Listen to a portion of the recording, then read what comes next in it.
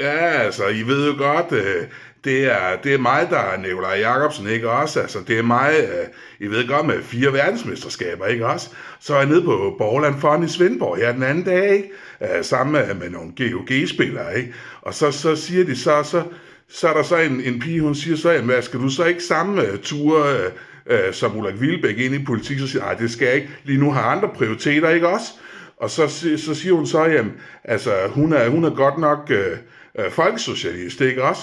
Og siger, det siger hun så, jamen, altså, det er så på grund af, ikke? Altså, I ved godt, ham charmetrollen, ikke? I ved ham der, Willy Søvndal, ikke? Det er så derfor, hun er blevet folkesocialist, ikke?